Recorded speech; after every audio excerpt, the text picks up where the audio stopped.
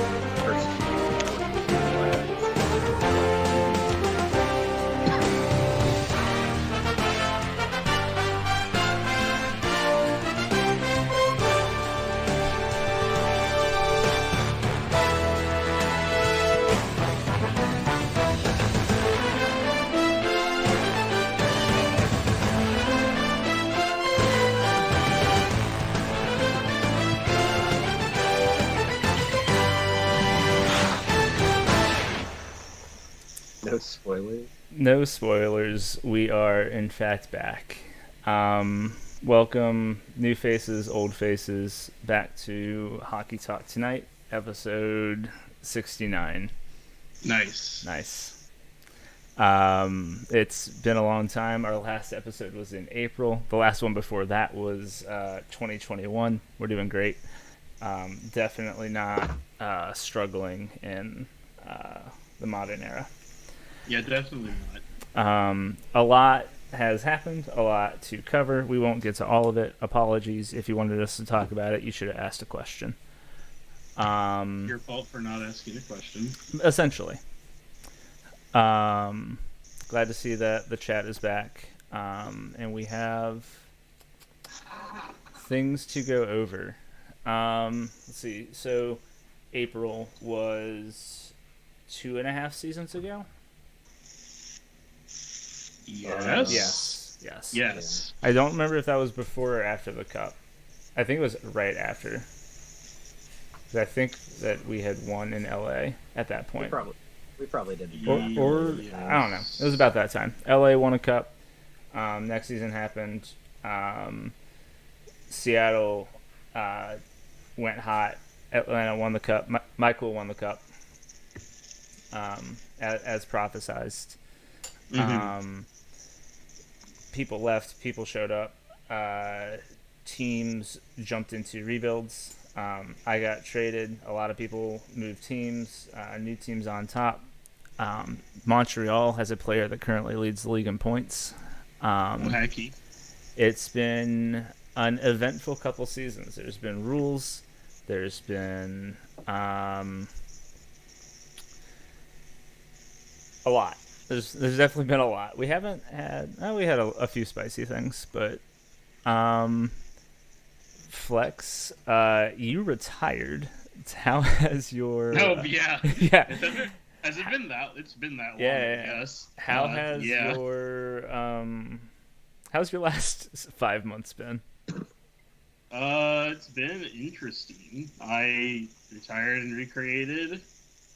I won Rookie of the Year on my new defenseman in the J. That was pretty cool. You exceed yourself to success. Exceed myself to success. Failed to do that again because apparently I don't understand how FHM8 works, but maybe I do at the same time. I don't know. Got drafted back to Buffalo. Wow, what a shocking turn of events that was. Yeah, and I've just kind of been throwing shit at the wall with FHM8 and seeing if anything works. Must be nice to, see your team winning games when you try that. See, here's the thing: is I didn't think we would be very good this season. I know. Somehow we just are. Yeah, it's I an am enigma. just as confused as you are. Yeah. In fact, maybe even more confused. I don't know. I'm pretty confused. Dwight, you have not retired. Things are essentially the same in your neck of the woods. Slightly different. How's Tampa been? Well, we started off the season strong, and we're currently on a 15-game loss streak, so that's been pretty rough. But we're at the point where it's like, all right, do we just tank to go for the lottery pick, or like, do I even have control to say that, or like, what's going on? So you can't test them anymore. So how do you tank? it's a real up and down. Yeah, because that happened while we've been gone. Yeah, it's an up and down season so far. FHM 8 happened while we were gone. Yeah, currently on FHM8, nothing yeah, happened. small change. Yeah, which caused some downstream effects of everything. What in your mind was the biggest change to the league that's happened over the last 5 months? We've got a lot to choose from. If you want the announcements, we've got combined TBE claims. Big fan of combined TBE claims. The merch shop has championship shirts. We got That's some cool. rulebook changes. We got the stamina change. That was cool. FHM 8. The new index. Or the index updates to go with FHM 8. Let's see. That might be about it. Yeah, that might be about it. We got the waivers change in the J. We got the removal of 5th years in the J. We've got cap changes. We had a tampering. Yeah, that was cool. We had technically multiple tamperings, but one much more interesting than the other. Yeah. Yeah, it's been a time. Sure has. We'll catch up with Smith in a little bit because he's no longer the GM of a team. Which is a weird thing. He kind of just doesn't do anything in the SHL anymore. What a bum. He kind of oversees the sim team in the J. He should oversee them harder, damn it. He should oversee all of the sim team. With no disrespect to the SHL sim team, it's just that, like, you need structure at this point, I think. Mm-hmm. It makes sense to have it all be done in one department. Yeah, it's like you're unifying a bunch of people with the same skill set. And it's at that point then a tool for the entire site to use. It makes sense to like separate all-star games and stuff like that by league, but so like you can focus on one over the other. Although like how much they focus on each one is up for debate. There was the filework mess of FHM8 and the WJC. Oh boy. Good times.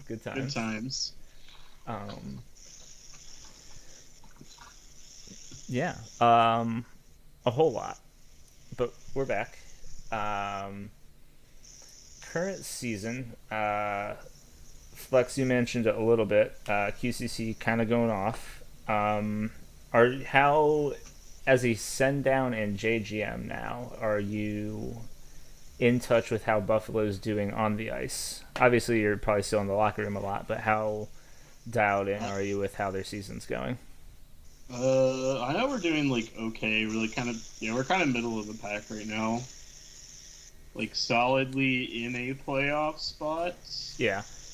Like probably not gonna win the division. Toronto looks pretty good, but still just like solid. Mm-hmm. I mean, like you're only like related to contenders. You're like 4 points off of where did he just disappear? You're like 4 points off of San Francisco. Yeah. You're like not far back of those teams floating around like the 60%. I guess you're not far back of like the 60% point percentage. Mm-hmm. So like that feels fine. Yeah, we're doing fine. You're shaping up to play Montreal. Yeah. Which should be an interesting series. Yeah. Should be fun. Dwight, you mentioned a little bit about Tampa. Yeah. What made you decide to change the trajectories that Tampa was on? Oh, it's not really a choice I wanted to make. It's just more of a It kind of just happened. yeah. We had a good start of the season, and then we s- we just suck all of a sudden. So it just shows the part of the changes of FHM, and it's like, am I doing something wrong? Are the other teams just better and we were lucky at the beginning, which is possible. Yeah, Like like like it's just a big surprise. Yeah, losing to some teams I don't think we should be losing to.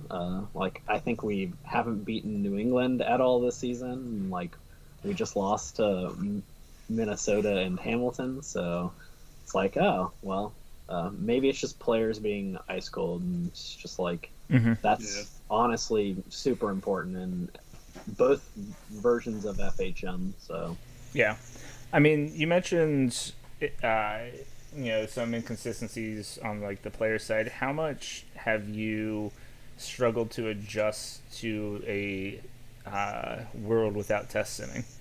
Like, not that like you were an egregious test simmer that was like optimizing everything, but like for a lot of GMs, I know that there's sort of a lamenting of like we don't have a good idea of a what works versus what doesn't, and b like how we should how we should perceive like things happening in the sim. Like when it's we're a it's a multi-part answer, I would say, with a lot of pros and cons. Personally love the switch that we've done to FHM8.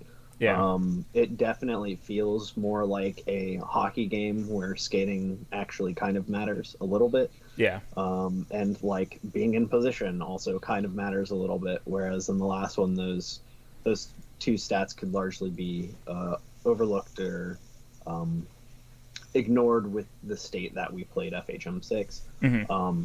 I personally, uh,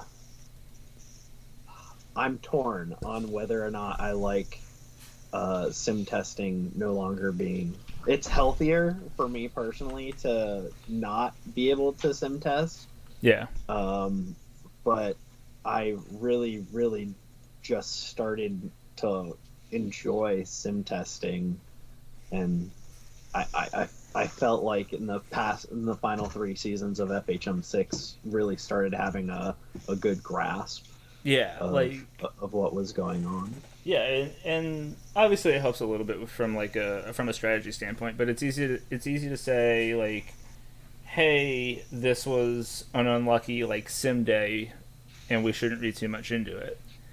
Whereas like it's hard to discern with just a live sim that doesn't accurately represent everything going on, and like some stats you can't really get a read on like exactly what's happening on the ice as you can in real life. So test simming innately gave you a better perspective as like a visual look at what should be happening, given how you're operating.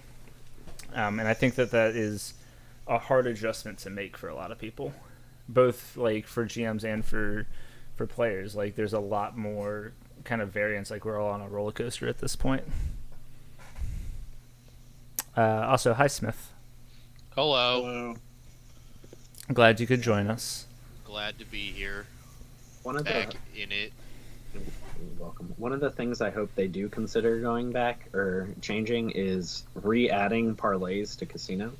Yeah, Now no, that it feels very safe to do that now. yeah. So I think that would be pretty cool.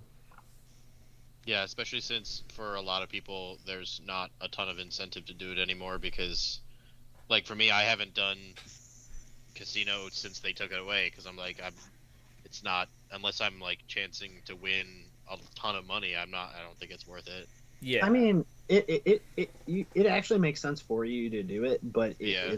it's no Yeah, I longer want- the I cash want- I'd be cow. interested to see. I'd be interested to see what the data shows as the participation in casino I mean, you over the could. past I few think you years. can look at like the verification responses, Yeah, in Yeah. season over season. But it'd be interesting to see.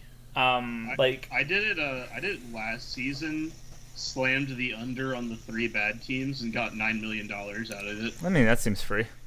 Yeah. Yeah, as like when you have clear tanking teams, it gets a little easier. But I think over time, like those lines will adjust, and like at some point, it's going to feel like a toss up, and people are going to feel like they have better reads than others. And at that point, like parlaying becomes like what it should be, like a bit like a high risk, high reward thing, where like some people are like, yo, I've got money to burn, let's add to our bank account. And other people can be like, yo, I don't want to do a second job or write 3 more articles, let's give this a shot.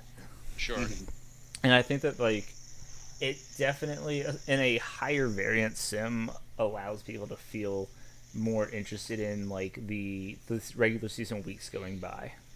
I think that we have an opportunity with how variant the sim engine is to really highlight like day to day changes and like sim day to sim day changes and like week to week changes, and that like there's opportunities to drive sort of attention towards the regular season again. And I'd like to see that given how much is variant at this point. Like it's not a easily discernible like, oh yeah, we can expect these teams to pop off and win 50 to 52 games, et cetera, et cetera. It's a lot more unpredictable, and I think that there's probably a lot of people out there that haven't really looked at the standings much. Like there's not many teams that are going to be standings watching innately for like their playoff bid or for their like regular season like title contention. So I don't think a lot of people are like fully aware of how tight the midfield is, what these interesting playoff matchups look like. Like Seattle was down in like 11th in week 1 of the sim, and like I don't honestly think anybody outside of Seattle was aware of it, because like people aren't paying attention to the day to day happenings in the sim, and I think that's a shame. Yeah. We were catching up with everybody's last 5 months since our episode 68. Smith talked about Phalanx's retirement. I guess we didn't really talk about why he retired, which can be something we get into in a second. Sure. But you also made a big change in your level of involvement with the site, stepping down from GM of San Francisco. What was that process like for you coming to terms with it, making that decision? How has it been taking a step back in responsibility? Because I don't think any of us really have experienced that, and I think that it's a perspective that we're all kind of wary of having to experience. Yeah. The decision was kind of just like I was happy with where the team was. Yeah. After being with Henrik part of the rebuild, and it kind of felt like I could step away and be happy and just be a player. Mm-hmm. And it's been really nice to kind of still be part of the war room, but not be worried about how do we make sure the team is performing at its best. I like being a player and not having to worry about that kind of thing. Not that I was super stressed about it before, but it's nice to be a little bit more relaxed about it, especially as my player is probably coming into the twilight of his career. It's nice to be able to kind of step away and let the new blood step in, even though the new blood that stepped in is not really new blood. Yeah. Given that it was Be Fine and now it's Birdman, so I think that the team's in a really good spot, and was happy to let it moved into new hands. Mm-hmm. So essentially, you were the stability while the rebuild happened, and then once the rebuild was like there and achieved and kind of consistent, you're like, all right, I don't need to be as directly engaged. Although, like, a lot of your influence was culture building, locker room building. You weren't ever the big FHM person on like the day to day side. You were very much a season by season, like, organizational direction kind of person. Yeah, and it was nice to be able to take that approach to it because Henrik was willing to do the testing when that was allowed, and he was willing to do all the deep into FHM stuff, and I was willing and more than happy to be in the locker room and being that that culture builder and the being that face of the locker room, and it was nice not to have to worry about being deep into the weeds in FHM. So Yeah. How have you managed, I guess, then to make a distinct difference between what you were doing as a co-GM and what you're doing as a player now? Like you mentioned, still being in the war room. How is it a distinct difference between how you're interacting with the organization at this point, or are you still pretty vocal about your opinions on things? Or are you just kind of watching things happen from behind the scenes? Yeah, I think it's a combination of the two. Like I'm still willing to offer my opinion, but I'm not the go-to person to say, hey, what's the decision on this thing? Mm-hmm.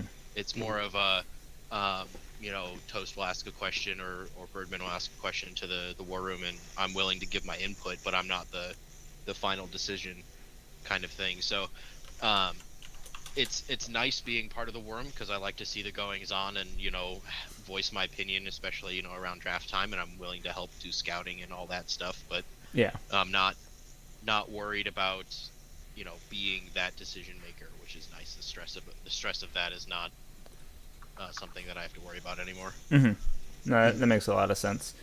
We can go back to, I guess, differences in how they're interacting with the site. Flex, we talked a little bit about how you were probably still active in Buffalo, but entirely in QCC again. What was driving your decision to retire, I guess, somewhat early?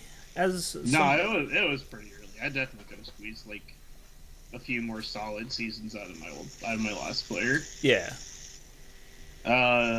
Mostly like the regression changes just kind of like killed my desire to continue earning. Mm-hmm. Because like suddenly you were deeper into regression than you had thought, or I was planning to be able. I was hoping to be able to stick around like that, like 19 to 2K range for a little while, while the 10% was still in place. Yeah, and having more of a plateau.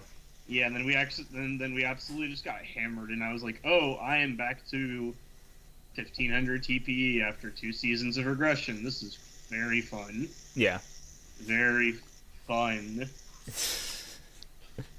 I guess a long time out, do you see, I guess for yourself, and then follow-up question for the league as a whole, do you see more people, do you see yourself retiring earlier than you would have before? Are you anticipating a shorter trajectory, or on my current player? Yeah. No, I'm in it for the long run. I know now that it's like. Yeah, you're like more prepared. I'm more prepared for it this time. That makes a lot of sense. Smith and Dwight, I guess, as well. Smith mentioned being at the twilight of his career almost. And I know that Dwight, you're a season older. We're essentially on par TPE wise with Flex and Tampa. You have a lot of flexibility with how players fit into the organization. You guys have often been at a spot where you're almost tight for roster space. How have you guys sort of perceived where your players are at in their careers? How do you guys see that going? Are you guys in it for a while longer? Are you just kind of taking it season by season?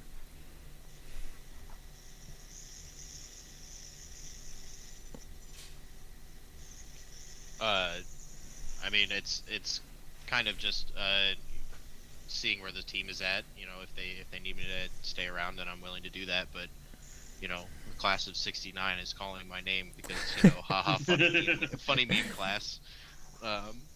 So I don't know. It's like I've talked to Toast about it, and he's like, we'll make it work, and if that's what you want to do, that's what you want to do. And so I'm still not committed yet, one way or the other, but it's definitely something I've been thinking about for a little while. Mm-hmm. Dwight, you have a little bit more flexibility. Is like you can clearly set the team direction and see, I guess, exactly how long you'll be useful for. And if you're still around, you get the free player back. How do you see that going for both Dwight and for Tampa?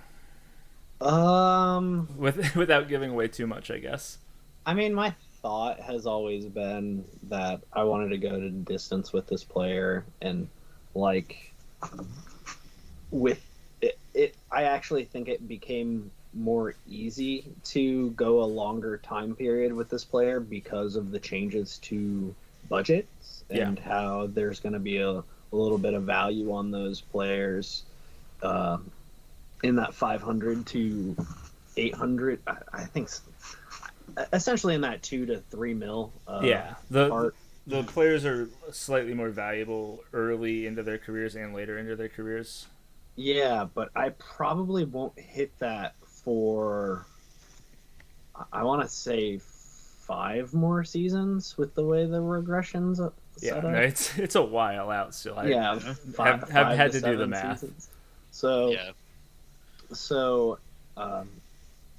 it really just depends on the team and how it goes. We're at the weird part where we're transitioning between our cores, and so it really just depends on what'll happen, and what people want to do, and whether or not people stick with it and really want to like earn significantly on their player. And with the change to the salary cap and things like that, I really think you don't need as many like 1,600 plus TP players as you did on the old one. Yeah. Like the old salary cap system. Yeah. There's a lot of value in having those players that can like be in the 1,500 range. Like you're maxing out value per dollar in a way. Yeah. I mean, you still need your hometown discounts to utilize that because that's free 4 mil. To your budgets, but in general, so having like 2 guys on hometown discounts and having like 1 or 2 more in there is still really good. But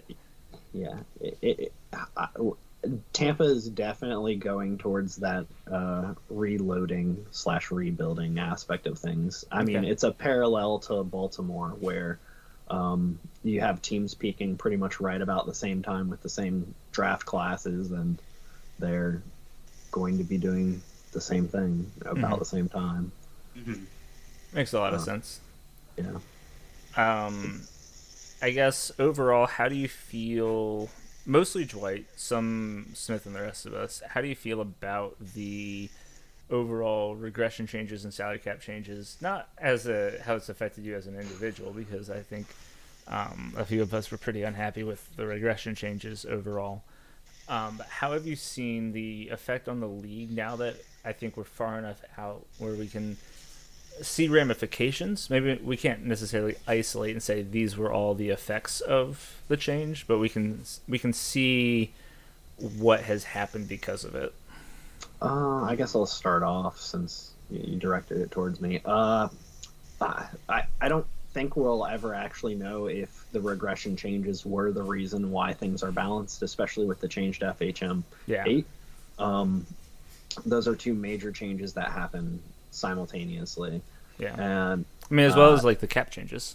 Yeah, cap changes as well. It's just it's huge. It's a completely different game at that point. And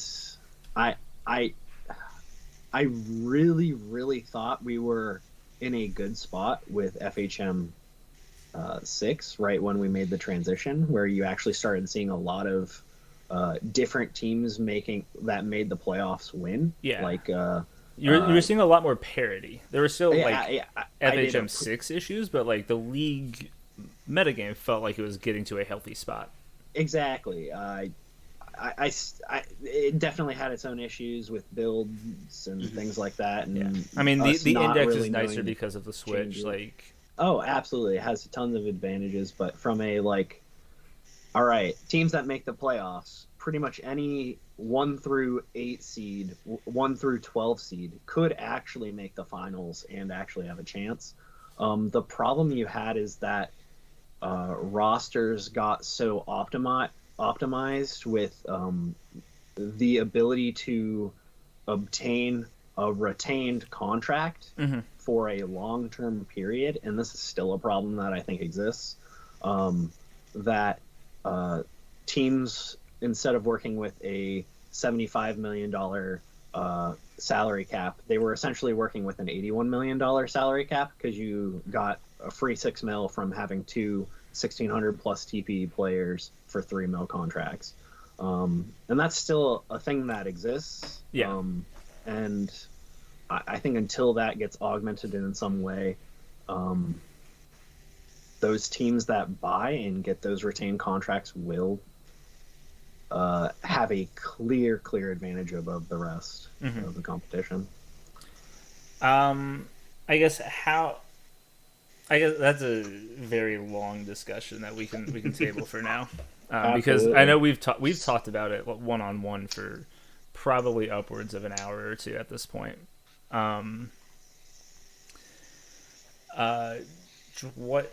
Flex and Smith, how are you guys perceiving where the league is at now with all of these changes?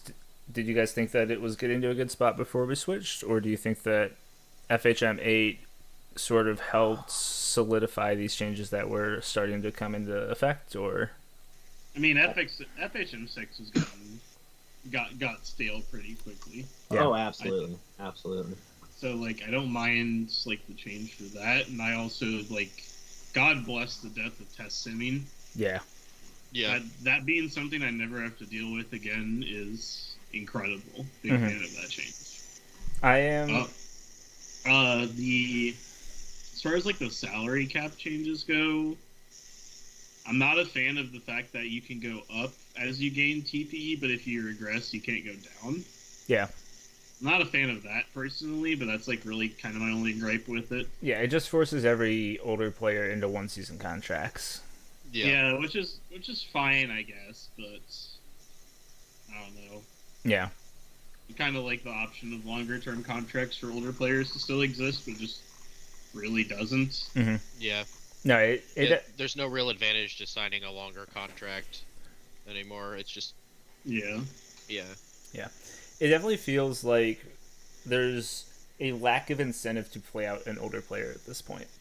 Right, like unless you're like, you know, like still on a very competitive, like you're okay with being like a third liner on the super competitive team, or you're like chasing a specific record or something like that. Hey, that's me. I'm definitely not calling out anyone on this show. With no, definitely not examples, but yeah, unless you're okay with like something like that, it doesn't really feel like there's any value to keeping a player around. Yeah. After like you hit, you know, like 2 or 3 seasons into regression. Personally, that's how it feels to me personally. Yeah. Like it's easy to say, okay, I could fight regression for these like 3 seasons and be at like I could go down to like 1,200 fighting regression for 3 seasons, or if I recreate, I'm going into that like 3 seasons, I'm like 800 and on the rise again, and that feels hard to justify sticking around without like additional incentives to the older player. And like we had talked about, like one of the oldest solutions since we switched to FHM is like increasing mental attributes, and that actually got brought up in Carolina recently. Like increasing mental attributes for older players, finding just ways to incentivize playing the grizzled veteran or the journeyman. Right. Yeah. Like I don't know if it looks like cap relief for like older players or something, which it gets incredibly hard to manage and like have in any reasonable way. I'd be pretty hesitant to give out any like cap relief. Yeah, and obviously like part of the incentive for HO in general is getting player turnover. Like that's been a very clear objective for a while. Yeah. Which I don't fault. But I think that there's what I'd like to see ways that incentivize recreating that give like not necessarily equivalent, but lessen the pain of playing an older player. Right. It feels like right now the scale leans way heavily into might as well recreate. When I think that like should be the goal for most people, but it makes those longer careers seem real painful after a while. Definitely not like, and I'm not trying to say that out of self-interest. Like, I am committed to the career path at this point that Wagner's on. I don't have a problem with it, but I think that there's probably a healthy middle ground between what we did have with the old regression and what we have right now. The Jay has also seen pretty big structural changes as we get into the user questions. ACAP is asking about one, and I alluded to another, that the Jay got rid of the fifth season players, both active and inactive, cannot play a fifth season. Fine by me. But also, free agency is gone, replaced by a waiver system. How have you, Flex, as another GM, perceived both of those? Smith, how have you, with your eye in GM chat as a simmer, how have you perceived that going? And Dwight, have you noticed any effects of the specifically the fifth season on the SHL? Well, so I've actually yet to claim a player that I've actually wanted for my team on waivers. That's fair. Despite many attempts this season to claim a player, none have worked so far. But it seems to be okay. I kind of wish you could pay them more. Yeah, the locked-in contract does kind of hurt. The locked-in contract is kind of rough, but I mean, I guess you just pay them whatever you have left over. Yeah, you can make up for it. You make over with the end of season bonus, but I kind of like to help them out a little more right off the rip. Yeah, it's hard to say, hey, you stick around for 3 weeks, then you get paid, then you can get all the TPE, but also, like, you can eventually buy seasonal TPE after the playoff update where it doesn't matter. That part feels a little awkward, and I definitely understand that. Well, I guess if you get your rookie tasks done pretty quickly, you have plenty of money. Rookie tasks are definitely the way for, like, go-getter waiver claims to catch up pretty quickly. And like rookie tasks are like things you just kind of do anyway. Yeah.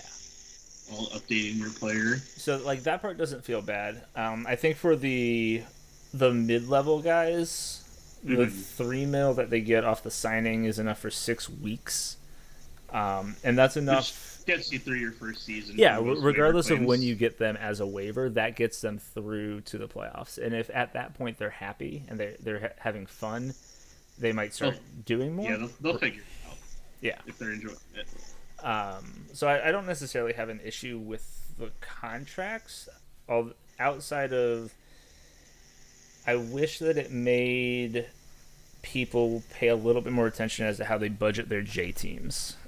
Because you can replace 1 mil IFAs with these 1 mil waiver claims. Yeah. You don't necessarily even have to think about what you're doing budget-wise. And, like, it just feels weird that the active waiver claim and the sub 200 IFA are technically valued the same from a cap perspective. Yeah, technically, yeah. It's been kind of annoying this season because usually a lot of players have been like great QCC players and have gone on to have good SHL careers have been free agent players that I've picked up Yeah. like later in the season, and it feels kind of bad to not have gotten one so far. Mm-hmm. No, But, I can get that. Kind of that's annoying on like a personal, selfish level, but Yeah. I'm gonna complain about it anyway because this is my time to complain. That's fair. We've seen a lot of claim and trades. You've been a part of one for me. There's been probably about as many claim and trades as there have been regular claims. Do you think that's the healthiest way for the system to exist, or would you rather see a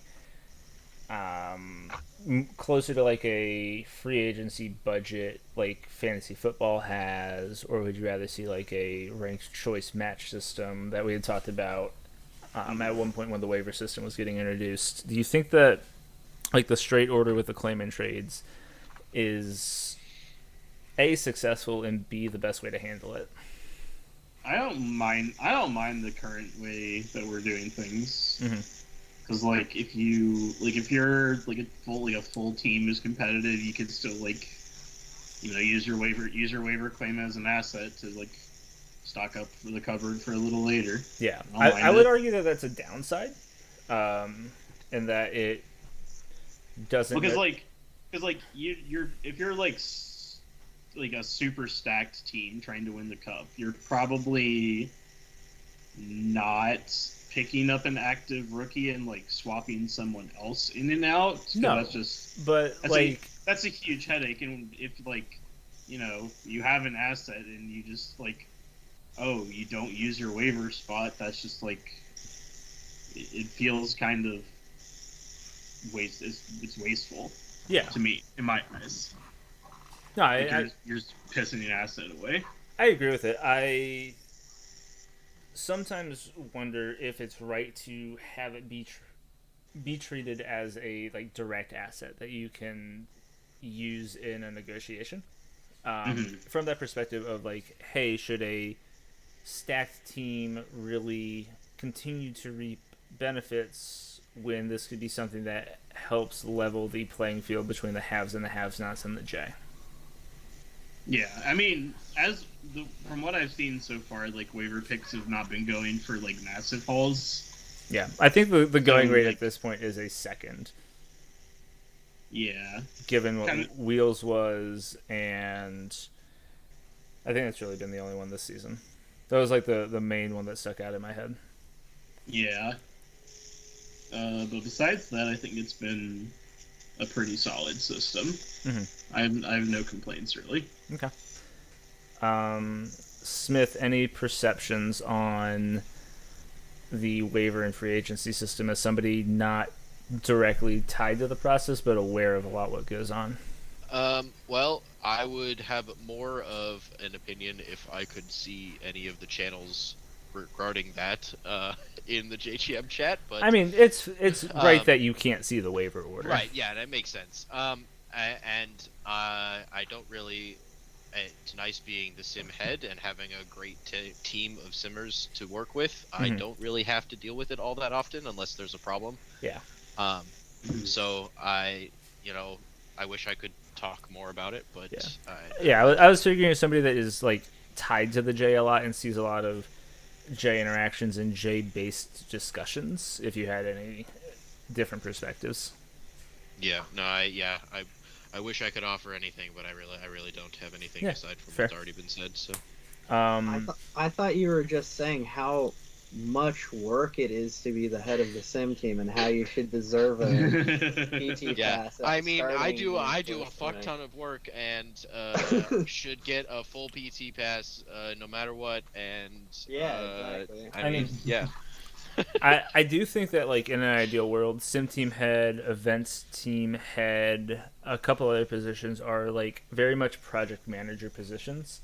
Yeah. Where you're going to have to be decently plugged in, even if you're not doing a lot of the active work. You're gonna have to be very for sure. plugged in and engaged with a lot of different people.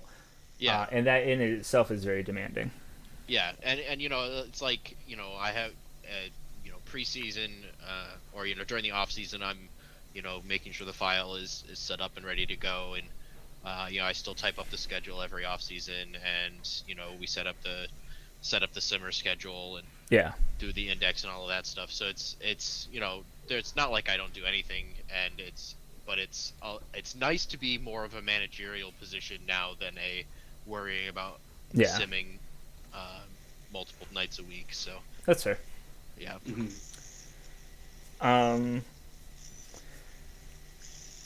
ACAP's second question, which we briefly touched on, but more in the context of how it's affected different systems.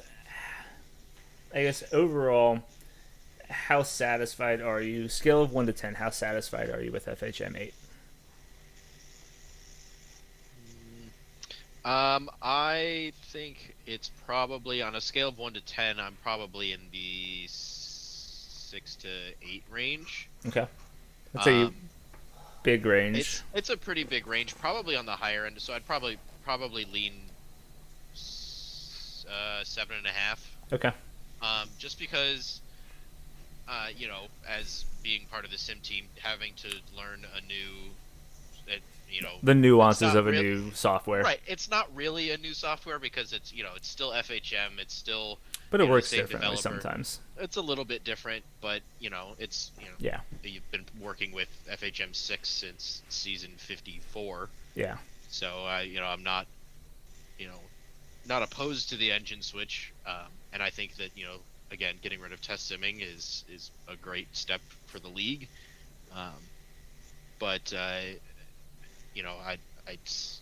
it is fun to see the 2D engine as well. I think that's a fun addition to the league. Oh, I think it's ass.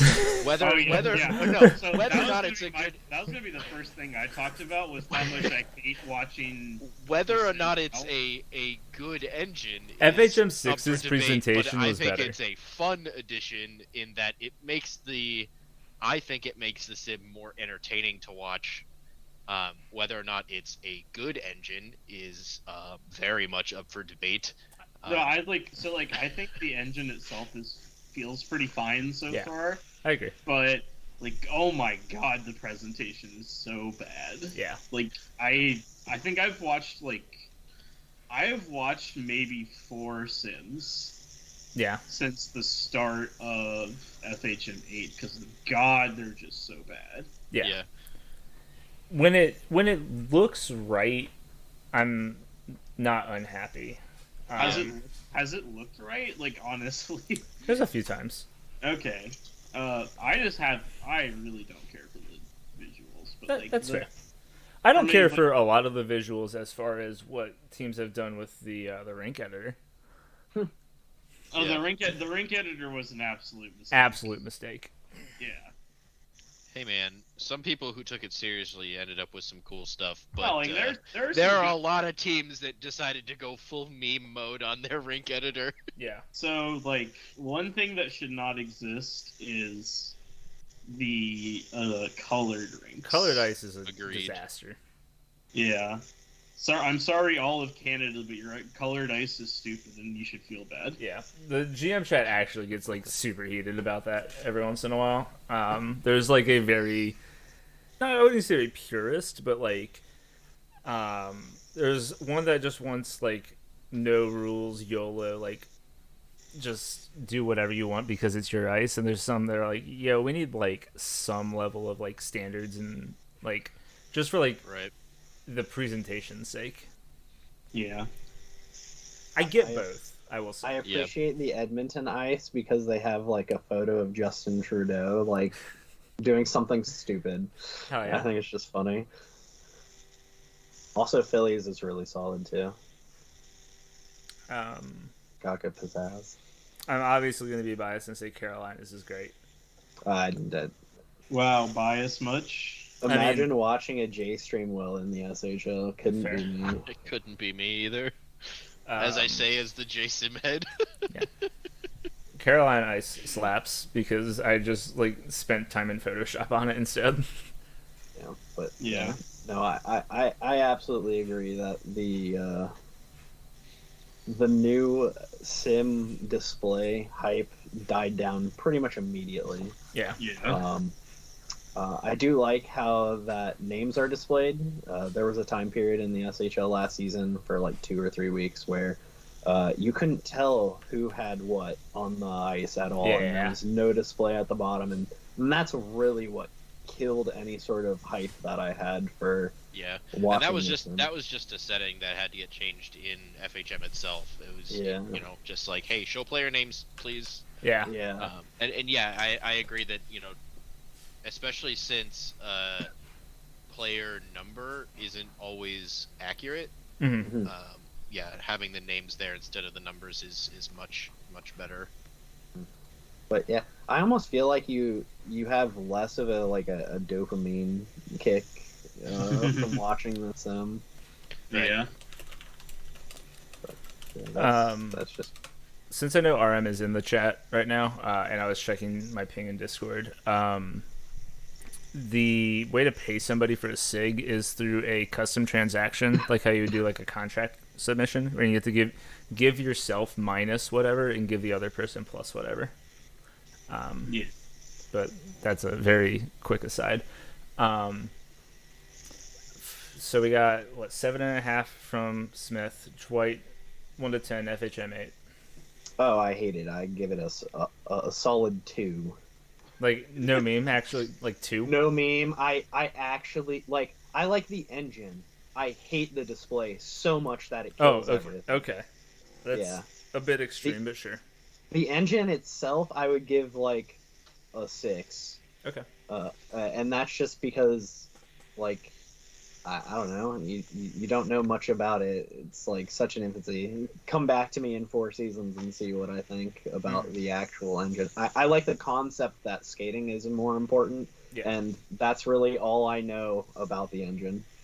That's fair. Skating has felt more important. Yeah. Yeah. Which is cool. Speed is finally important as Wagner's on the downslope of his career. Yeah. I'm no longer fast, and it's now useful. Yeah. Rip. Hate to see it. Skill issue. Skill issue. I do like that it is kind of like more reflective of like the modern NHL, where like there are no bad skaters anymore, and everybody just like knows everybody's just a solid skater at worst. Yeah, like there's no like basic hockey competencies that you can dump. Mm-hmm. Yeah. And that I do like that. Flex 1 to 10, FHM 8. I'm at like a 6. Okay. Like we are real hard on this. Although I'm in the same boat as Dwight, but not obviously not on as extreme of a level. Yeah. There are just too many bugs that I can't get past. Like, it'll display the score before something scores. Like, and then sure. it'll also It does just. But like a it'll lot just of your issues also- are like presentation. Well, exactly, and that's what it's supposed to be, is a presentation. Yeah, that's fair. Yeah, I just don't watch the sim. Yeah. Really? If everything was quick simmed, what would your score be? Probably an 8. Yeah, I'd probably give it a 7. Okay.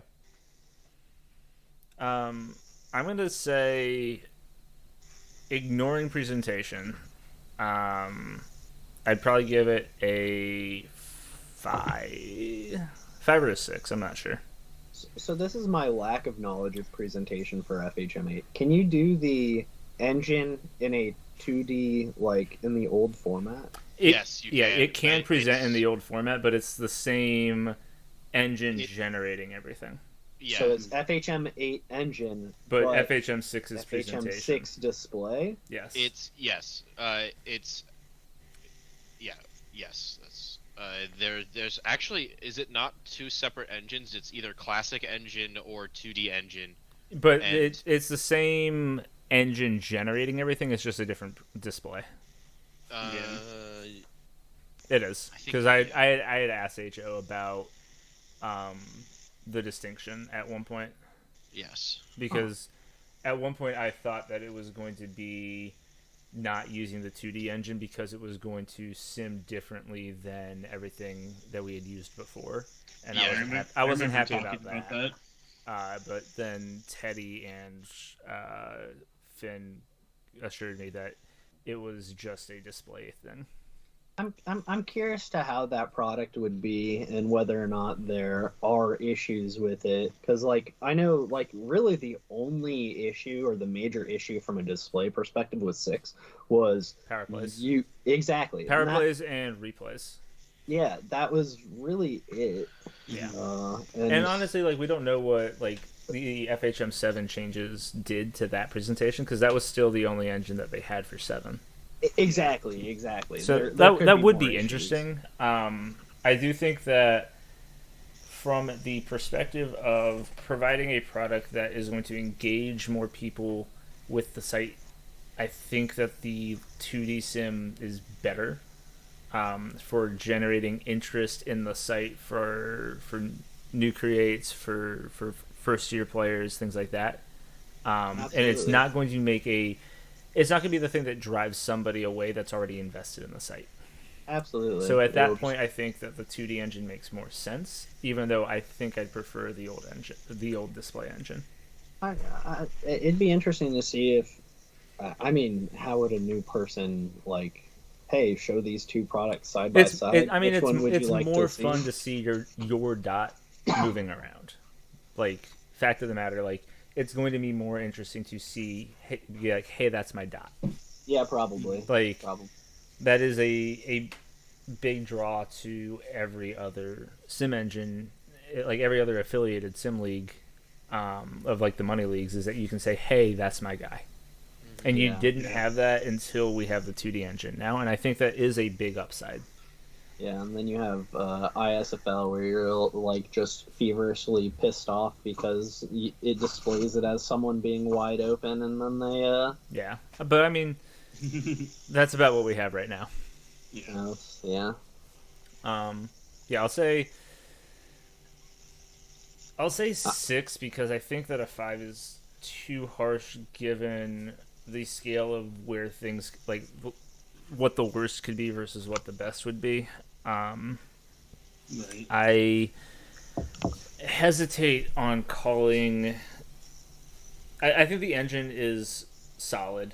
I think that attributing success of FHM8 to the test simming restriction to the like there are benefits to being on 8 that I don't consider part of FHM8, and there are things that people call benefits of 8 that I don't necessarily consider benefits. I overall think that the current state of no test simming is good, but I don't necessarily have faith in the ability for that to maintain. Time will tell on that. I am generally a cynic with regards to how I perceive the other 1,000 or so people that interact in these sim leagues. I don't have the highest faith in many of them. Yeah. So we'll see. I think that it's good right now, but I'm going to have a hard time buying into it for a while. Yeah. Let's see. Real quick round table. Biggest issue facing the J or SHL right now? Single biggest issue. We've talked on a lot of different things, but one of those or something else entirely. Biggest issue facing J or SHL right now? I feel like class size is probably one of the bigger ones, and player retention. Yeah, it still fluctuates a lot. Yeah, I think that with haha funny sex number class coming up, we'll see a little bit of a boost.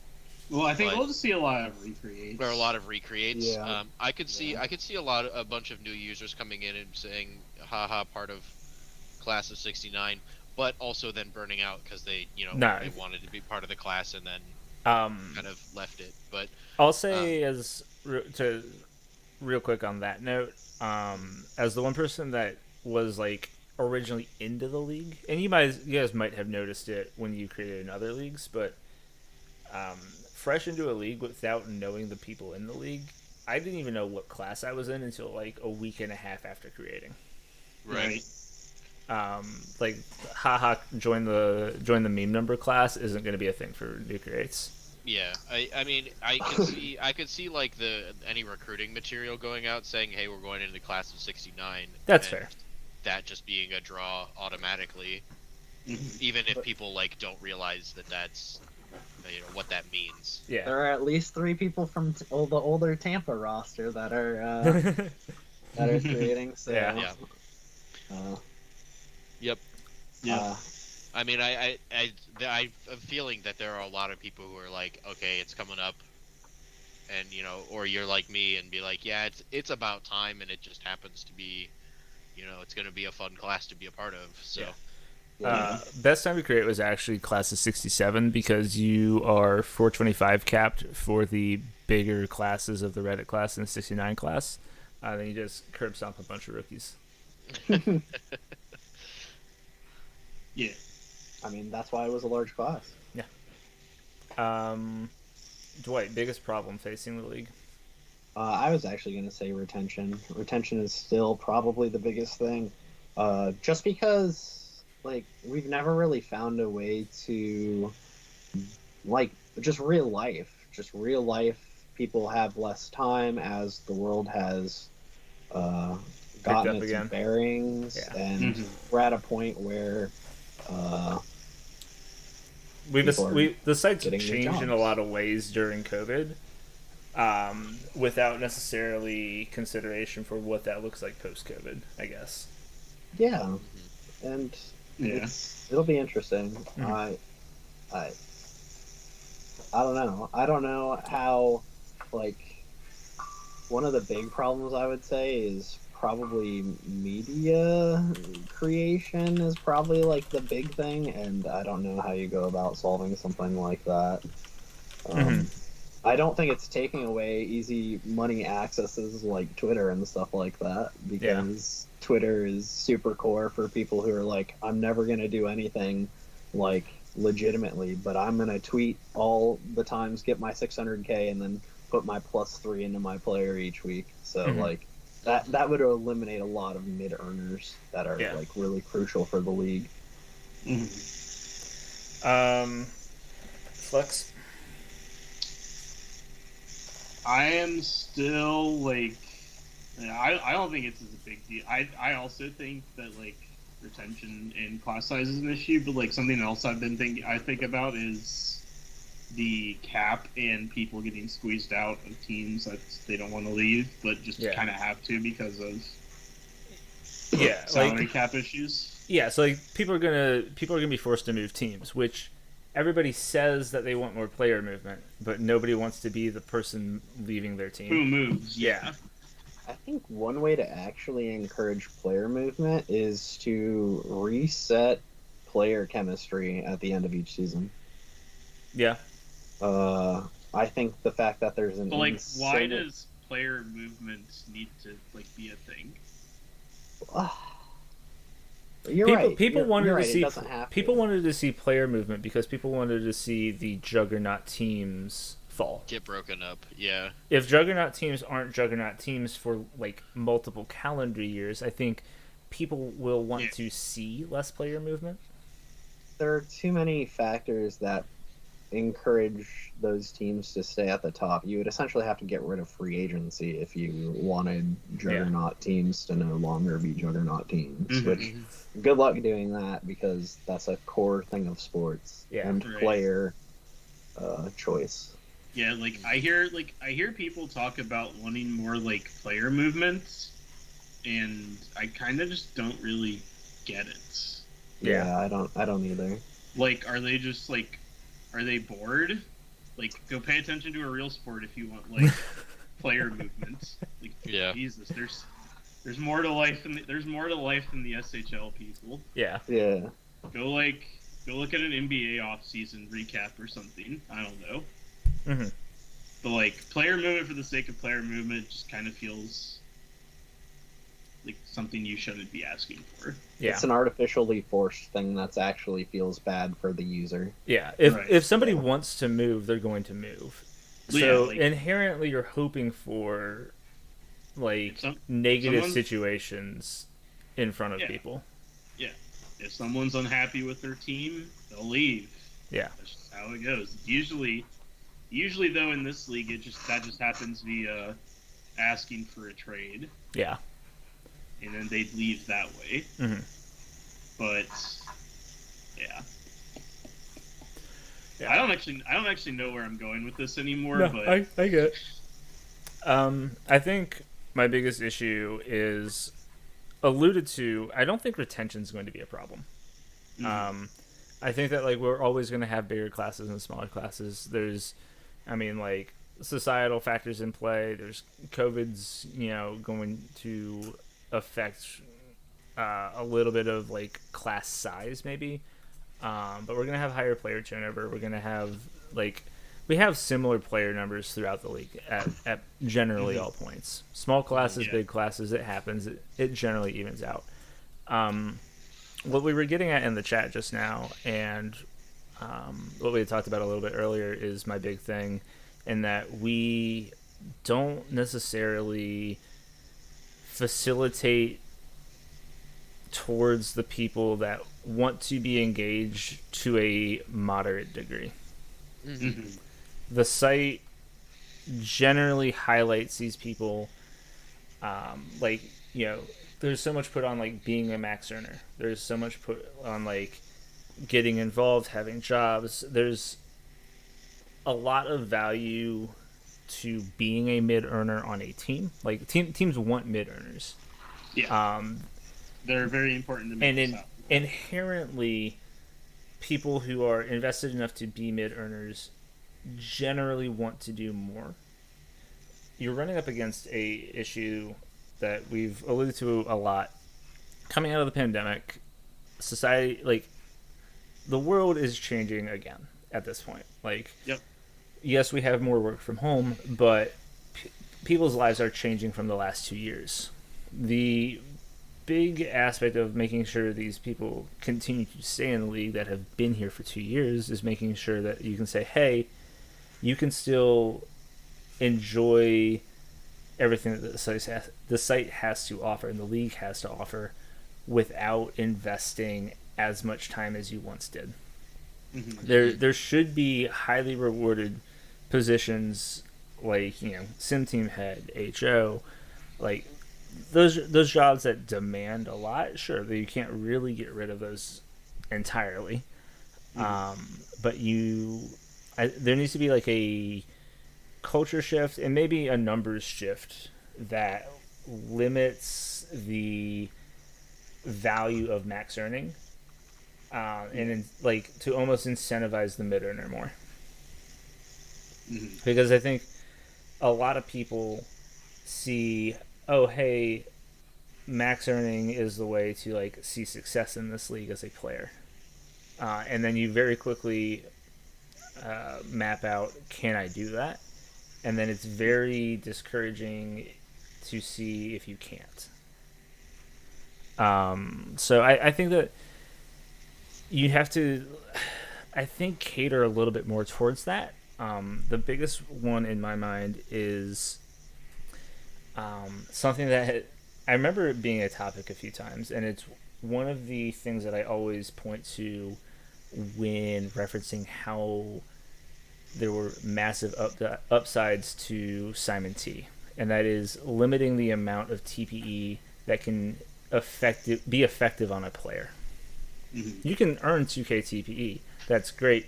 You get a deeper, you get that plateau at the top. You get like a longer peak, but your peak is not as dominant to the rest of the league.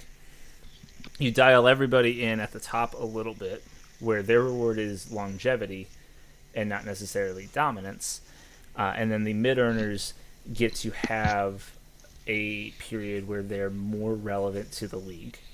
They fall off quicker, sure, but that should be like the norm if you want to put in the effort to have the same player around at that peak for longer.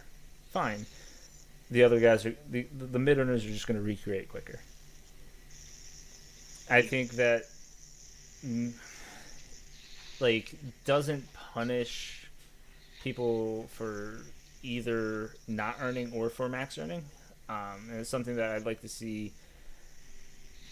Not necessarily that concept specifically, but like those kinds of ideas more considered. To find like ways to incentivize, like how we were talking about older players, to find ways to incentivize different play styles, without like making one the clear cut best way to do things, and while still like getting most people on the track that HO wants to see. Mm-hmm. But I think the biggest issue facing the league is that you're going to be fighting for people's free time. Yeah. Which does play into retention, but it plays into retention as far as like you're going to get people that enjoy the league but don't feel like they can keep up with it. Yeah.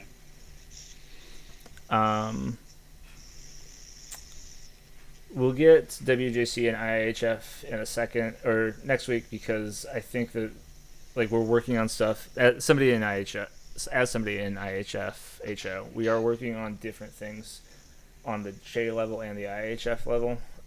I want those ideas specifically. I'm glad ACAP asked for them, but it's something that we can wait on seeing as we're in the downtime for international play. Yeah. Trash A has one that I'm much more interested in. This offseason, we saw a player hit free agency, unretire twice, and ultimately re-sign with their previous team. It's very clearly cap circumvention. Yeah. From a objective point of view. How much of a problem is this? We've seen it a couple times. We saw it, and I don't know if it was the only purpose of it, but it definitely felt like that was the main intent with Monkey. Where he retired and came back to say Buffalo needs his captain again. And it's something that is on the table and considered in a lot of scenarios. How big of a problem is this? Does it need to be cut out? Is it fair? What's your guys' take on it? I think it's a pretty divisive thing, but I'm curious from more perspectives than just mine and HO's. I think that there should be a limit. The fact that he was able to do it twice is kind of bullshit. Like, I get it, even from like a narrative perspective, where you say, "Oh, my team needs its captain." Like, okay, cool. You at least I did enjoy the "my team needs its captain," but like, you see like just a blatant disregard for any sort of cap. Like having a player at a certain level. And yeah, I guess it's like, fine, you want to eat the TPE loss and still play with your team, and your team is willing to play you after you lose that much TPE, fine. But I don't know, it just feels scummy, and like, I don't know, it just feels bad. As like, especially when you look at like these attempts to get players, like younger players on your team right now, that looks like it basically looks like a team saying, "Hey, can you do this, because we don't like any of the people who are coming up, or who are going to be at the same TPE level that you are at once you're done with this process. We'd rather have you than anyone else." Well, generally speaking, you're not seeing a lot of up and coming players like just free and out there to approach like that. Sure, but like, even if you're talking like prospects from your team, like maybe someone wants to stay down in the J for all 4 seasons, doesn't want to come up early.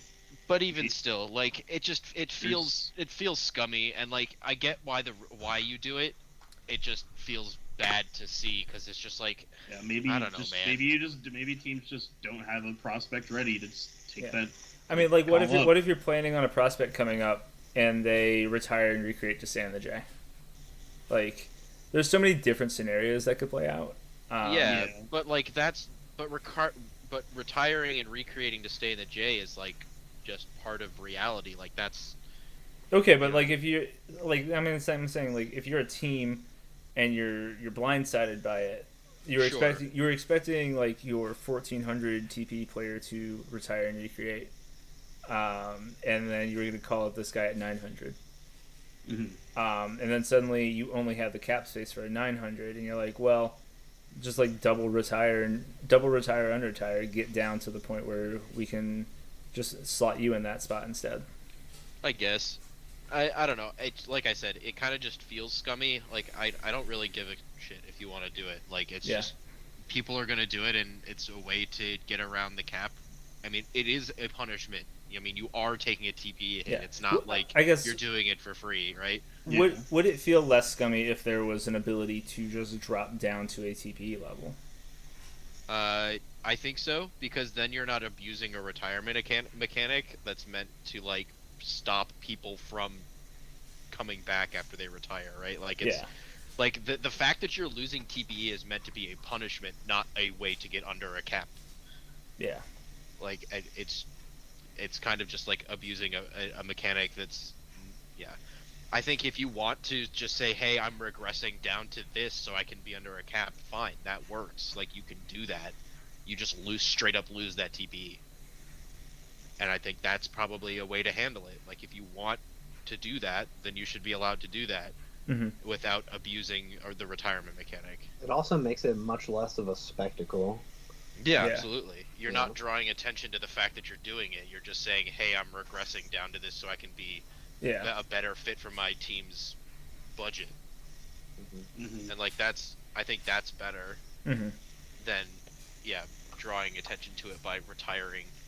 Yeah, it's weird. I think last season, I think I started, or like my regression total was like 1604.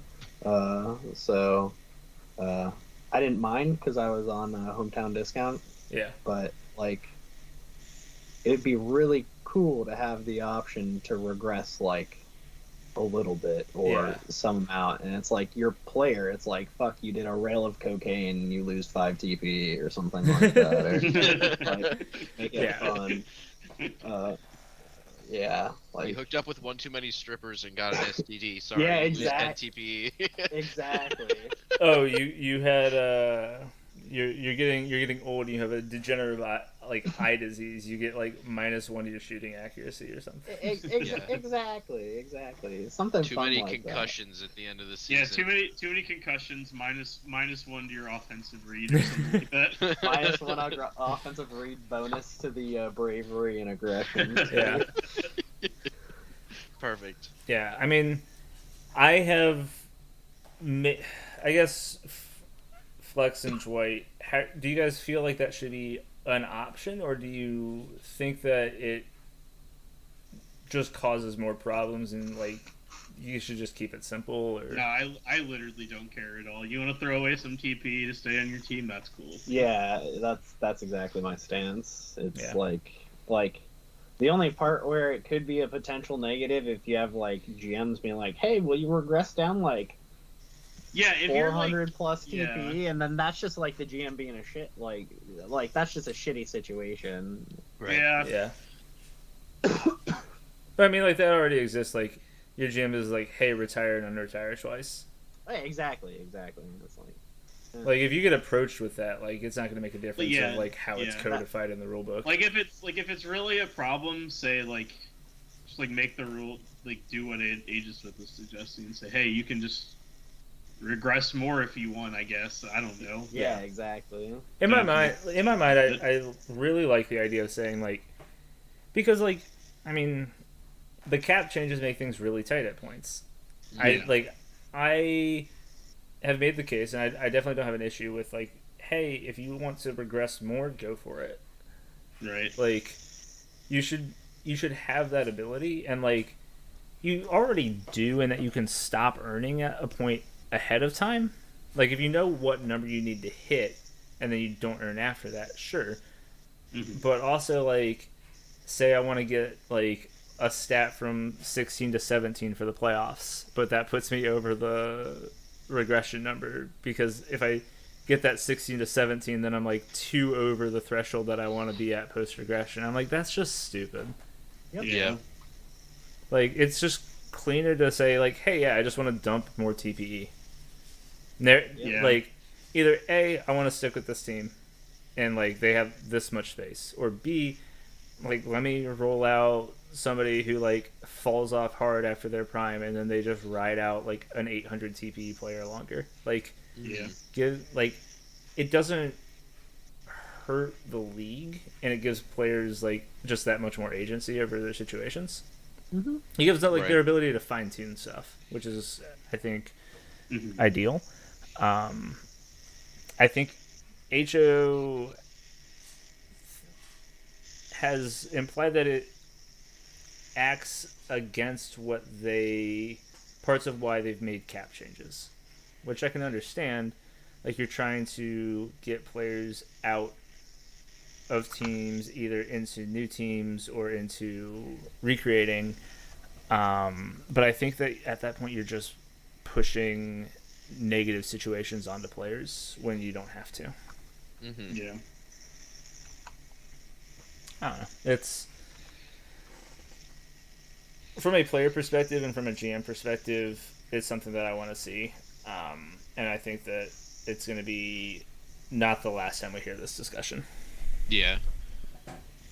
Yeah, I Um, think if it's about player agency and like having more control over your player, I wish there was a way to do it better than having to retire and unretire. Yeah, Yeah.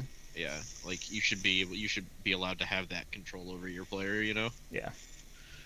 Also, to be told like, hey, your options are leave your team or recreate is like massive loss of player agency, and I don't like that. I'm like Yeah. hard Yeah. against that one. Um, Last couple predictive questions. We are almost 2/3 of the way through the season. Biggest surprise in the SHL, biggest disappointment, favorite to win the cup right now, likely finals matchup, dark horse contender, and surprise finals matchup. All the fuzz questions. If you miss one, that's fine. But there's, what do you think so far of the results this season? What do you see this ending up as? Yeah. Um, I think my biggest surprise this year is um, Calgary. Like for some reason, it just still feels like they should not be doing as well as they are. Mm-hmm. I don't know. Like, then again, the Pacific is super tight, so like Yeah. it's still a toss up.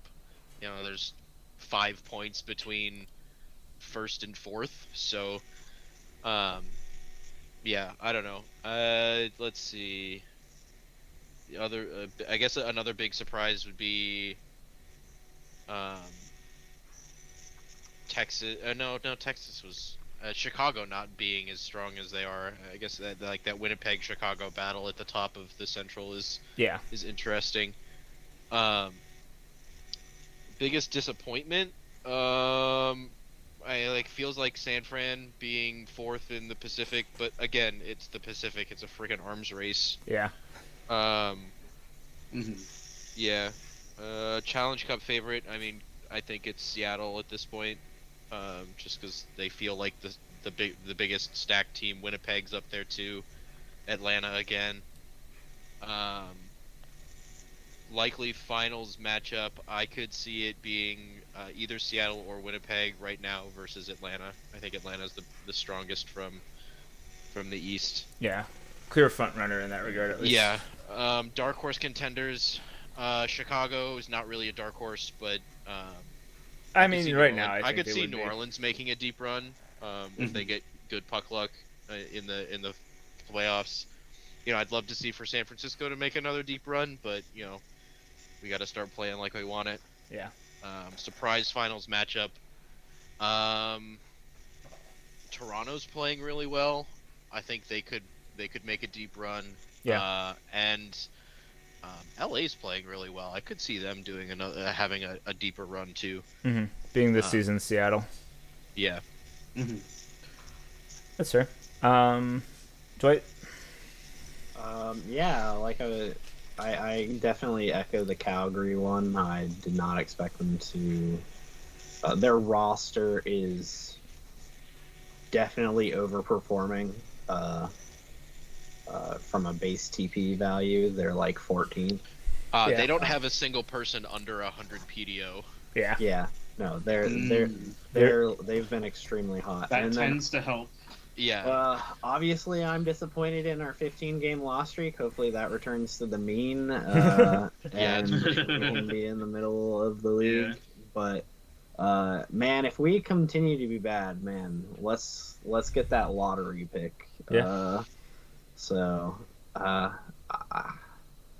yeah, no, it's definitely Calgary's the biggest surprise. Yeah. Like, that's a positive surprise. I'm happy Strom's doing well there. hmm Any more that you want to hit? Oh, Atlanta front runner for the Cup. Okay. Until they lose it, they are the front runner. Yeah. I will say that, like, they have the same number of losses as LA, Winnipeg, and Seattle. Like, they are up to 62 in points You know? at 41 games played, though. Yeah. I don't think that their lead ahead of the top of the West is as pronounced as it looks on, like, straight, like, point percentage or points wise. Maybe. We'll see. Well, they also don't have any overtime losses. Like they're Yeah. just Yeah. It's they're pure just wins. they're just winning their game. They're just winning all of their games. Yeah, Yeah. pure wins. I don't know. You can go either way, I guess, with that. Well, they also they have a really, really balanced roster that's peaking. You know, Yeah. Yeah. It's that simple. Any others, or should we go to flex? That's all from me. Okay. Flex? I'm pretty surprised at how Calgary and LA are doing. Yeah. I expected them to like still be like vaguely playoff teams, but like not top 5 in the league. Yeah. Pretty much. Like LA's just like a point out of top 5, but Yeah.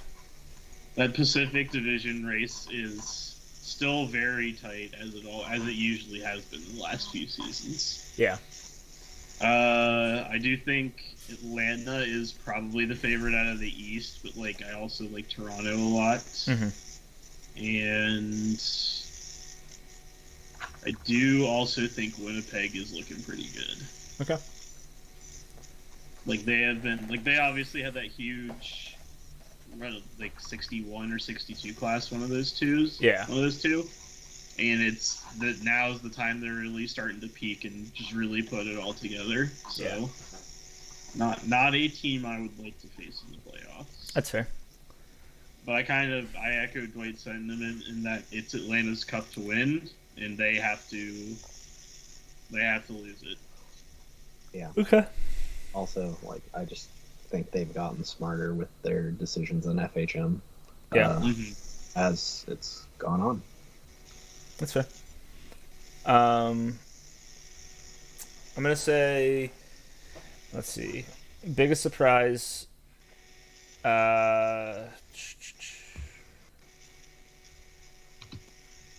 Toronto. Biggest disappointment, Nola.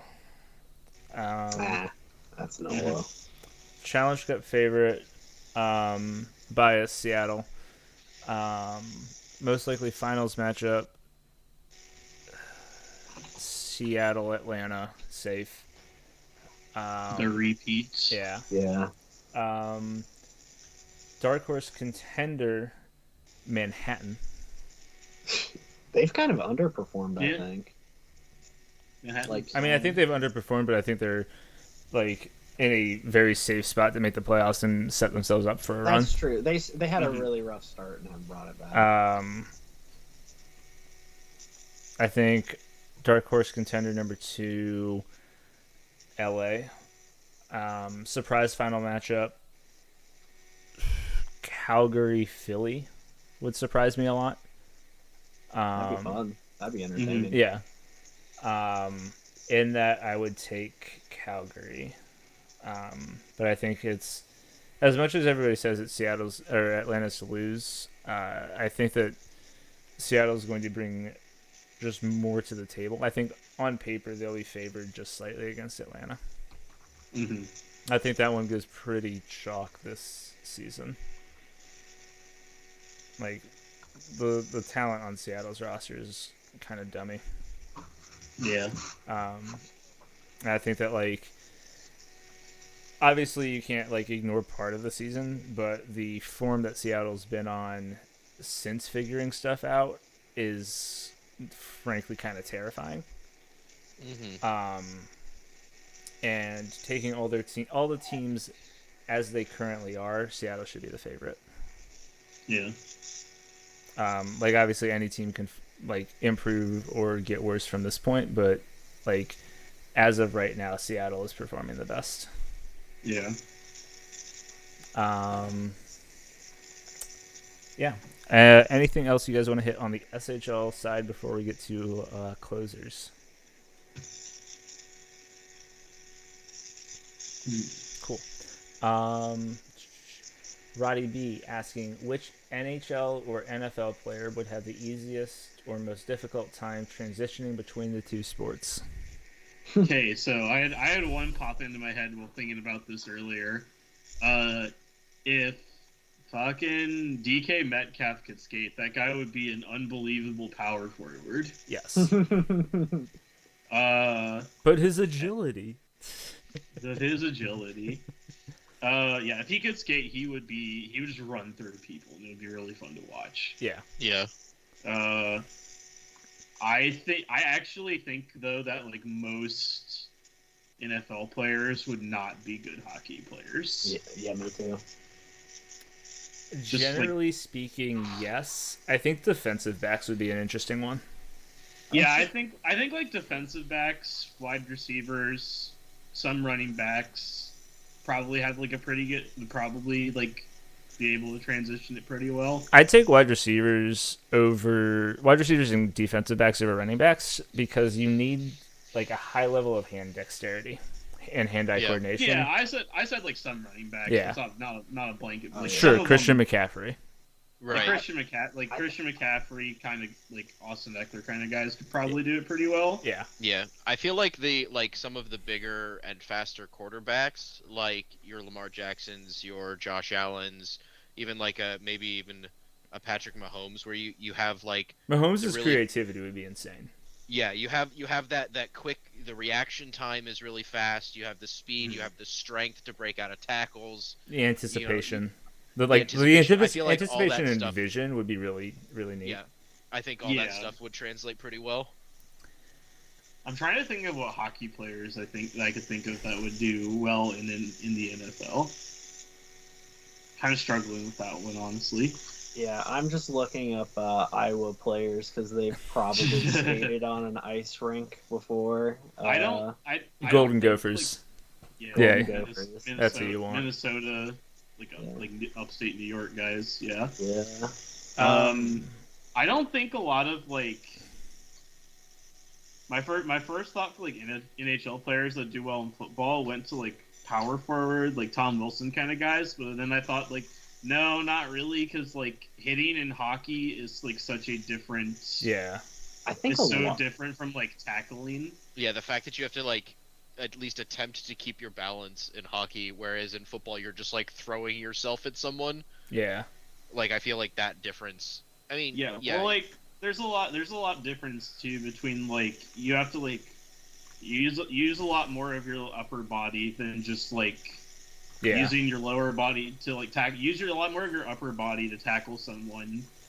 Yeah, your arms how you use your arms is very important. Mm-hmm. Whereas in hockey, when you're hitting someone, you just kind of like throw your body into them. Skate. You start skating, and then you kind of just throw your body at them. Yeah. Most of the time, I feel like that would be a tough transition to make. So if you ignore skating speed, transition to NFL speed. My money's on Steven Giunta. He would make the transition to defense really well. I got a better one. George Kittle would be a phenomenal defenseman. Yeah, he would be pretty solid. Yeah, I could see that. He'd be pretty solid. He's like a lot of those tight ends would get a lot of tight ends would be first round draft picks just based off of size. Yeah, because NHL GMs are stupid. But also, like, tight ends are, like, actually kind of insane. And, like, George Kittle would throw himself in front of a hockey puck without question. Oh, absolutely. He would do it because it sounded fun the first 3 times. I feel like him and Travis Kelsey would be in the same vein there. Yeah. Like just throwing yourself in front of pucks and other people for the shits and giggles. Oh yeah. Kittle would be laughing as he checked people. Oh, for sure. Both the Kelsey brothers would be sick. Chasing Kelsey, just motoring around on skates. Hell yeah.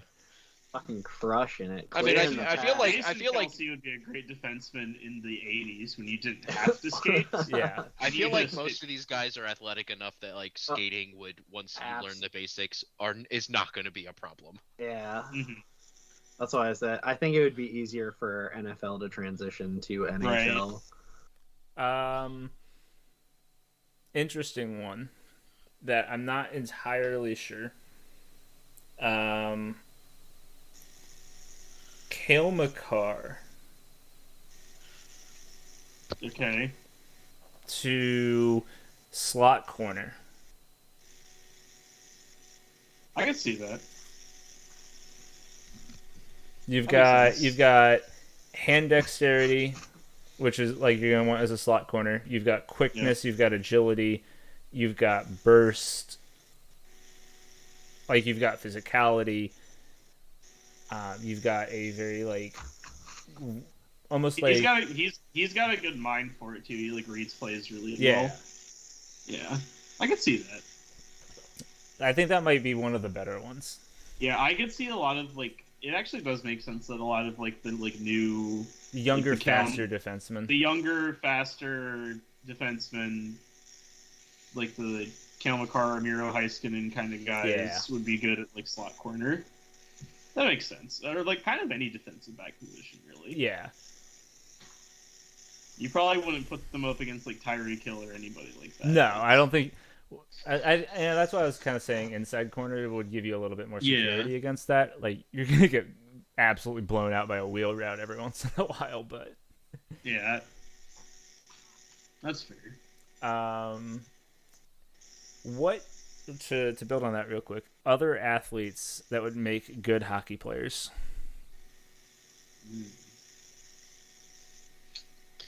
I'm going to pass on this one because I don't really know. I Yeah, don't Aiden know Smith what makes- only follows one sport, pretty much. Yeah. Pretty much. I think there's a couple of basketball players. There's a couple of NBA players I would really like to see on skates to see what they could do. That's okay. Not where I thought you were gonna go with that one. I would love to see Giannis on skates just to see what happens. Sure.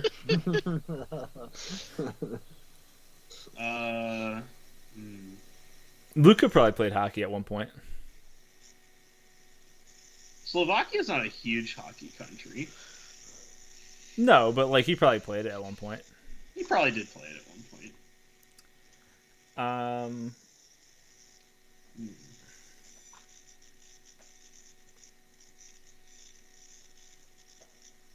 Any more? Yeah, it's interesting to think about because like there's like hockey is just fundamentally different from every other sport Yeah. because you're not running. I think you could see. I think a lot of soccer players would do well on picking up on the like The possession thinking- play. the like Absolutely. positioning and like the passing aspect of hockey. Yeah. You see a 'Cause, lot like, of it's based- crossovers. It's like the sports play fairly similar. I could see Like some when- rugby players making the jump. Mm-hmm. Because you've got a lot of core. You've got like a lot of leg strength and core strength. Yeah. Yeah, I could. You're used to getting hit in rugby too. Yeah, you've got a good center of balance generally. Mm-hmm. You're able to grind pretty well. Yeah. Every rugby player is like fourth line grinder perfection. Yeah. Last one that I've been waiting for, and one almost tailored for Dwight. Explain why all the round earthers are so naive. I'm gonna come in and say it's because they are not believers in the hollow earth theory, and hollow earth theory is the superior theory of how the earth is shaped. Nah, fam. It's all about the donut Earth, my guy. Donut Earth. No. Donut Earth, you'd be able to see very clearly other parts of the donut, though. You guys are trolling. We're just all on a turtle's back. Oh shit, you're right. It's just some anime. True. I actually think that's part of like some Hindu mythology. I think the Greek mythology, the Greeks who said like the world was held up by giants. They were partially right. They just got the thing that was the Earth was sitting on wrong. It's a turtle, obviously. Yeah, come on. Key points of the Hollow Earth theory go. Key points of Hollow Key points of the Hollow Earth theory. So the entrances to the Hollow Earth are the North and the South Pole. Okay. Yep. And there is aliens who live in the Hollow Earth. Okay. And there's in the Hollow Earth inside of it. There's also its own sun. Interesting. There is a sun inside the Earth. Right. You know how roundies think that there's like some molten core of lava. Yeah. They're like they're right. They're right. They're onto something. But they're naive because it's actually just they just don't want to accept the truth. It's just a different sun. Roundies. Fucking roundies. They're so In case you were wondering, there is a statue to the creator of the Hollow Earth theory in Southwest Ohio, and it is incredible. It's real. Yep, I've been there. I've seen it. It certainly exists. Do all the aliens in the Hollow Earth think that they are the only Earth, or are they aware of the Hollow Earth? No, they're the protectors of the Stargates. They're keenly aware of the surface world. Okay. Yeah, they protect the Stargates that exist in the center of the Earth that lead to the rest of their society, and they stop the humans from entering the Hollow Earth and having access to the Stargates. I'm scrapping the last D&D campaign we talked about, and I'm just making a Hollow Earth themed D&D campaign. I'm so excited! I'm already excited. Already excited. There are no rules. Hell yeah! This sounds like it would work better in a Call of Cthulhu type of system than a D&D setting. You're probably right. Anything else? What other crazy Hollow Earth nonsense can I come up with right now? Except it's not nonsense. It's obviously true, guys. Come on. Truly. Clearly. Rich, I'm glad we've opened your eyes to the glories of the Hollow Earth. Open your eyes, sheeple. Alright. We're done. Assuming that the Earth doesn't collapse because it's hollow, we'll be back next week. It'll be a slightly different time, potentially week to week, but it'll always be on Tuesdays now. We'll also, hopefully, maybe, if I'm not a lazy bum, have VODs and Spotify. I don't know about either of those, but maybe. We'll see. Thanks for coming out for the return. We said nice far too few times, but I'm happy about that. Oh, true. And I said it once. Yeah, if you were... you didn't. None of the audience knew this, but the over-under was at 68.5 for obvious reasons of how many times we would say nice. If you we didn't have a counter going, so... We didn't have a counter going, but I'm pretty sure if you slammed the under, good job. You did. Yeah, it's not even close. True. Should have parlayed it. Shit. Sponsored by DraftKings. I mean, what? Sponsored by the SHL Casino. All right, see you guys next week. Bye. Bye. See you in the underground. See you in the underground.